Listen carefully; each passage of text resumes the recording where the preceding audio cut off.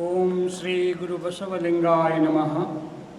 ಇನ್ನಂತರಾತ್ಮದ ಅರಿವಿನ ಚೇತನಕ್ಕೆ ಶರಣೆಂದು ಮಹಾಮಾನವತವಾದಿ ವಿಶ್ವಗುರು ಬಸವ ತಂದೆಯನ್ನು ಹೃದಯ ಮಂದಿರದಲ್ಲಿ ಸ್ಮರಿಸಿಕೊಂಡು ಅವರ ಸಮಕಾಲೀನ ಎಲ್ಲ ಬಸವಾದಿ ಪ್ರಮಥರನ್ನು ಶರಣೆಯರನ್ನು ಈ ಬಸವ ಆದಿಶರಣರ ನಡೆದ ಈ ಪುಣ್ಯ ಭೂಮಿಯಲ್ಲಿ ಮತ್ತೊಮ್ಮೆ ನೆನಹು ಮಾಡಿಕೊಳ್ಳುತ್ತಾ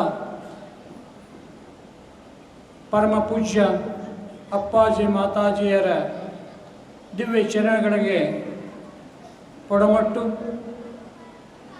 ಬಸವ ತತ್ವವನ್ನು ತಮ್ಮ ತಲೆಯ ಮೇಲೆ ಹೊತ್ತುಕೊಂಡು ಇವತ್ತು ಬಸವಣ್ಣ ಯಾರು ಅನ್ನುವುದನ್ನು ನಮಗೆ ಹೇಳಿಕೊಟ್ಟಂಥ ಪೂಜ್ಯದ್ವಯರಿಗೆ ಮತ್ತೊಮ್ಮೆ ನೆನಪಿಸುತ್ತಾ ಈ ಸುಂದರ ಸಂಜೆಯ ಭಾವೈಕ್ಯ ಕಾಯಕ ಶರಣರ ಚಿಂತನೆಯನ್ನು ಕುರಿತು ಇವತ್ತು ನಾವೆಲ್ಲ ಸೇರಿದ್ದೇವೆ.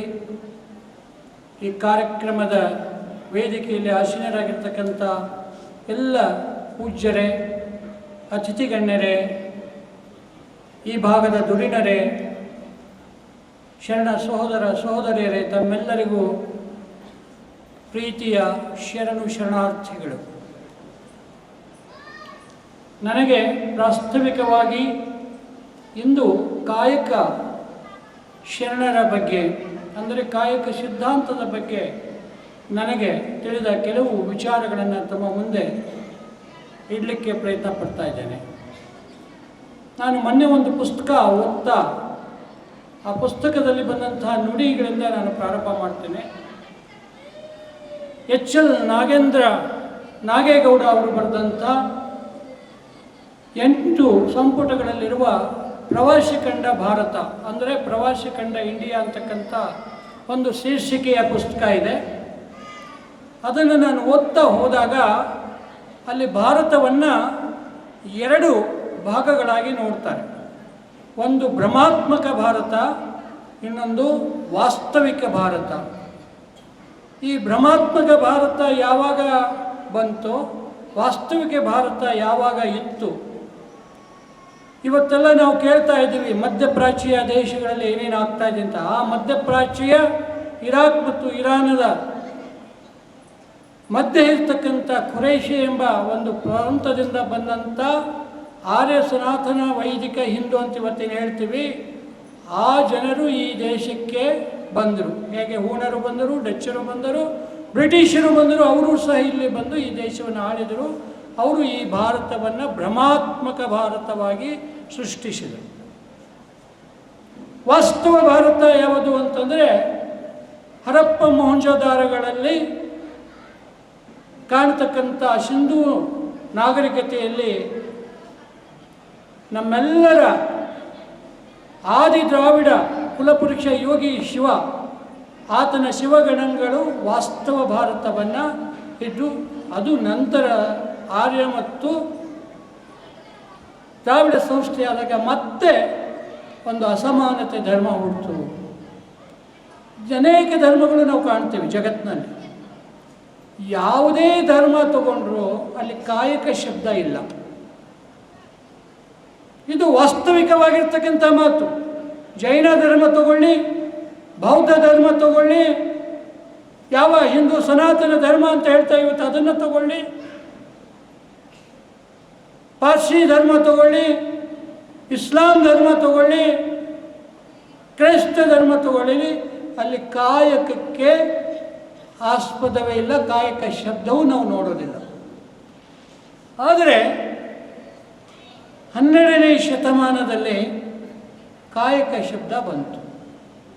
ಯಾಕೆ ಬಂತು? ಯೋಚನೆ ಮಾಡಬೇಕಾಗಿದೆ. ಕಾಯಕಕ್ಕೆ ಯಾಕೆ ಮಹತ್ವ ಕೊಟ್ಟರು? ಕಾಯಕ ಶ್ರಮಜೀವಿಗಳಿಗೆ ಯಾಕೆ ಮಹತ್ವ ಕೊಟ್ಟರು? ನಾವೇ ಶ್ರೇಷ್ಠರು, ಈ ದೇಶ ನಮ್ಮದು, ನಾವೇ ಭೂಸುರರು, ನಾವೇ ದೇವರನ್ನು ತೋರಿಸುವವರು, ನಮಗಿಲ್ಲದೆ ನಿಮಗೆ ದೇವರು ಕಾಣನು ಅಂತಕ್ಕಂಥ ವೇದೋಕ್ತ ಧರ್ಮ ಇದೆಯಲ್ಲ, ಇದು ಶ್ರಮಿಕರನ್ನು ವಿಭಜನೆ ಮಾಡ್ತು, ಶ್ರಮವನ್ನು ವಿಭಜನೆ ಮಾಡ್ತು, ಶ್ರಮಿಕರನ್ನು ವಿಭಜನೆ ಮಾಡ್ತು. ವರ್ಣ ವ್ಯವಸ್ಥೆಯನ್ನು ಕೊಟ್ಟು ಆ ಶ್ರಮಿಕ ವರ್ಗದವರನ್ನು, ಅಂದರೆ ಯಾರು ಶ್ರಮಿಕ ವರ್ಗದವರು? ಬಿತ್ತುವ ರೈತ, ಬೀಜ ಬಿತ್ತಿ ಬೆಳೆ ತೆಗೆದಕ್ಕಂಥ ರೈತ. ನಮ್ಮ ಕೂದಲುಗಳನ್ನು ಸರಿಯಾಗಿ ಇಟ್ಟು ಅಂದ ಚಂದ ಕೊಡ್ತಕ್ಕಂಥ ಹಡಪದ ಕಾಯಕ ಮಾಡುವವರು, ಬಟ್ಟೆ ಕೊಟ್ಟು ನಮ್ಮನ್ನು ಮಾನ ಮುಚ್ಚಿಕೊಳ್ಳುವಂಥ ನೇಕಾರ ವರ್ಗದವರು, ಗಡಿಗೆ ಮಾಡಿ ನೀರು ತುಂಬಿಸ್ಲಿಕ್ಕೆ ಪಾತ್ರೆ ಕೊಟ್ಟಂಥ ಕುಂಬಾರರು, ಅನೇಕ ಕಾಯಕ ಜೀವಿಗಳು. ಇವರ ಶ್ರಮವನ್ನು ವಿಭಜನೆ ಮಾಡಿದರು, ಇವರನ್ನು ವಿಭಜನೆ ಮಾಡಿ ಅವರನ್ನು ಶೂದ್ರ ಅಸ್ಪೃಶ್ಯರೆಂದು ಕರೆದರು. ಅವರಿಗೆ ಯಾವ ಜ್ಞಾನವನ್ನು ಕೊಡಲಿಲ್ಲ. ಹಾಗಾಗಿ ಇಲ್ಲಿ ಕಾಯಕ ವರ್ಗದವರ ಬಸವಣ್ಣನವರು ಅಧ್ಯಯನ ಮಾಡ್ತಾರೆ. ಈ ಎಲ್ಲ ಶ್ರಮಜೀವಿಗಳು ಈ ದೇಶದ ಮಾಲೀಕರು.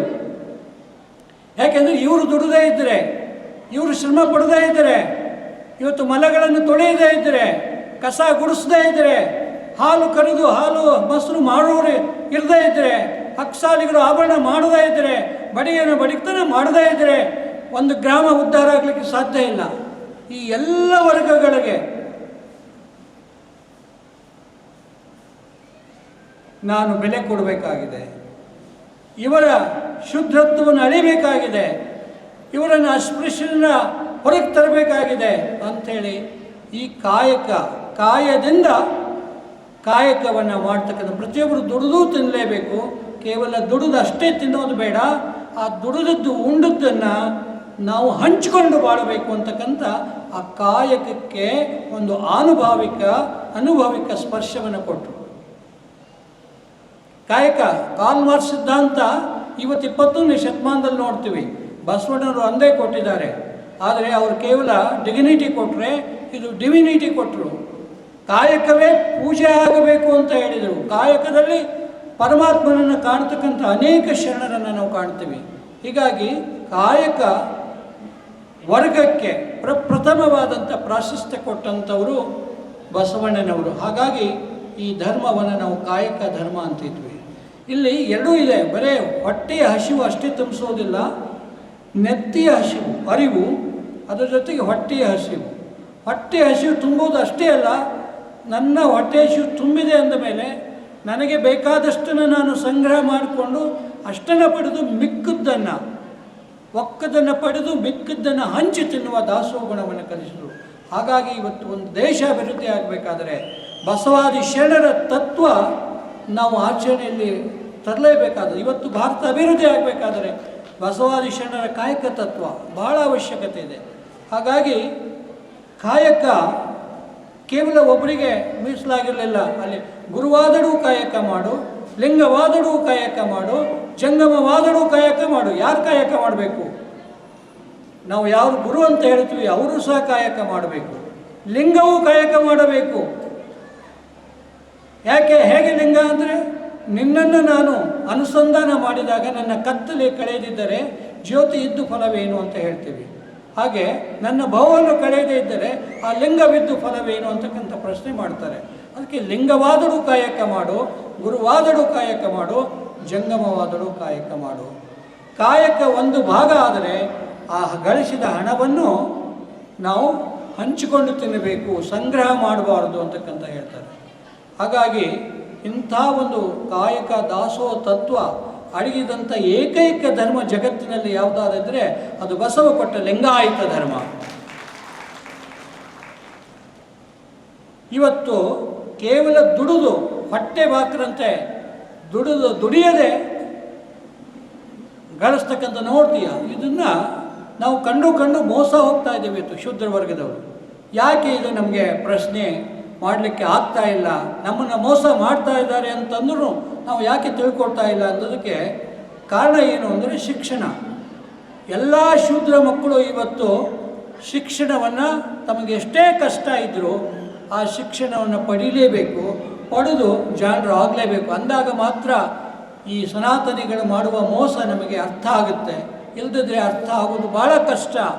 ಇವತ್ತು ಒಬ್ಬ ಹಿಂದುಳಿದ ವರ್ಗದ ಯುವಕ 10,000 ರೂಪಾಯಿ ಕೊಟ್ಟರೆ ಸಾಕು, ಗೌರ್ಮೆಂಟ್ನಲ್ಲಿ ಕೆಲಸ ಮಾಡ್ತೀನಿ, ಮುಂದೆ IAS ಓದಲ್ಲ, KS ಓದಲ್ಲ, ಪದವಿ ಪಡೆಯೋದಿಲ್ಲ, PUC ಆದರೆ ಸಾಕು ಅಂತಕ್ಕಂತ ಹೇಳಿ ಅದು 10,000 ಗಳಿಸ್ತಾರೆ.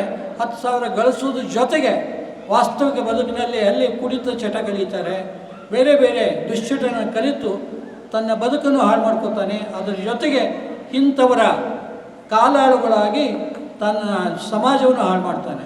ಇದರಿಂದ ತಾಯಂದಿರಿಗೆ ನನ್ನ ವಿಶೇಷವಾಗಿ ಕೈ ಮುಗಿದು ಕೇಳ್ಕೊತಾ ಇದ್ದೀನಿ, ನಿಮ್ಮ ಮಕ್ಕಳಿಗೆ ಸರಿಯಾದ ವಿದ್ಯೆಯನ್ನು ಕೊಡಿ. ಆ ನಿಟ್ಟಿನಲ್ಲಿ ನಾನು ಭಾಳ ಕಳಕಳಿ ಹೊಂದಿದಂಥ ಒಬ್ಬ ಸಾಮಾನ್ಯ ವ್ಯಕ್ತಿಯಾಗಿ ಅನೇಕ ವಿದ್ಯಾರ್ಥಿಗಳನ್ನು ಆ ನಿಟ್ಟಿನಲ್ಲಿ ತಗೊಂಡು ಸೇವೆ ಮಾಡ್ತಾ ಇದ್ದೇನೆ. ಇದನ್ನು ಯಾಕೆ ಹೇಳ್ತಾ ಇದ್ದೇನೆ ಅಂದರೆ, ಒಬ್ಬ ಉಪನ್ಯಾಸಕನಾಗಿ ನಾನು 31 ವರ್ಷ ಸೇವೆಯಲ್ಲಿ ಕಂಡುಕೊಂಡಂಥ ಅನುಭವಗಳು, ವಿದ್ಯಾರ್ಥಿಗಳು ಹೇಗೆ ಹಾಳಾಗ್ತಾ ಇದ್ದಾರೆ, ಅದರಲ್ಲಿ ಹಿಂದುಳಿದ ವರ್ಗದ ವಿದ್ಯಾರ್ಥಿಗಳು ಯಾರು ದುಡಿಮೆ ಮಾಡಿ ಬದುಕ್ತಾರೆ ಅವರ ಮಕ್ಕಳು ಹೇಗೆ ಹಾಳಾಗ್ತಾ ಇದ್ದಾರೆ ಎಂದು ನೋಡಿದ್ರೆ ಹೃದಯ ಹಿಂಡುತ್ತೆ. ಆ ಹಿನ್ನೆಲೆಯಲ್ಲಿ ಇವತ್ತು ಕಾಯಕ ಸಿದ್ಧಾಂತ ಅದರ ಅರಿವನ್ನು ನಾವು ಮಕ್ಕಳಿಗೆ ಕೊಡಬೇಕು, ತಾಯಿ ತಂದಿರು ಪಡಿಬೇಕು. ಅದನ್ನು ದಿನನಿತ್ಯ ನಮ್ಮ ಮಕ್ಕಳಿಗೆ ಕಥಾ ರೂಪದಲ್ಲಿ ಹೇಳಬೇಕು. ನಮ್ಮನ್ನು ಎತ್ತಿ ಹಿಡಿದಂಥ ಬಸವಣ್ಣನವರನ್ನು ನಾವು ಅವರ ವಿಚಾರಧಾರೆಯನ್ನು ಕಲಿಬೇಕು ಅಂತಕ್ಕಂಥ ಕಳಕಳಿಯ ಒಂದು ವಿಚಾರವನ್ನು ನೀವು ಮೊದಲು ಕಲಿತು ಮಕ್ಕಳಿಗೆ ಹೇಳ್ತಕ್ಕಂಥ ಪರಿಪಾಠ ಸೃಷ್ಟಿಸಿಕೊಳ್ಳಿ. ನಿಮಗೆ ಎಷ್ಟೇ ಕಷ್ಟವಾದರೂ ಇವತ್ತು ಸರ್ಕಾರ ಅನೇಕ ಸವಲತ್ತುಗಳನ್ನು ಕೊಟ್ಟಿದೆ, ಅದನ್ನು ಉಪಯೋಗಿಸಿ ಮಕ್ಕಳಿಗೆ ವಿದ್ಯೆಯನ್ನು ಕೊಡಿ ಅಂತಕ್ಕಂಥ ಮಾತು ಹೇಳ್ತಾ, ಕಾಯಕ ಅನ್ನೋದು ಕಾಯದಿಂದ ಬಂದದ್ದು. ಈ ಕಾಯ ದೇವಾಲಯ ಆಗಬೇಕು ಅಂತ ಹೇಳ್ತೀವಿ. ಕಾಯ ದೇವಾಲಯ ಆಗಬೇಕಾದ್ರೆ ದುಶ್ಚಟಗಳನ್ನು ನಾವು ದೂರ ಇರಬೇಕಾಗಿದೆ, ಕೊಳಕು ಮನಸ್ಸಿನಿಂದ ದೂರ ಇರಬೇಕಾಗಿದೆ. ಆವಾಗ ನನ್ನ ಮನೆಯ ಒಡೆಯ ನನ್ನಲ್ಲಿ ಶಾಶ್ವತವಾಗಿರ್ತಾನೆ.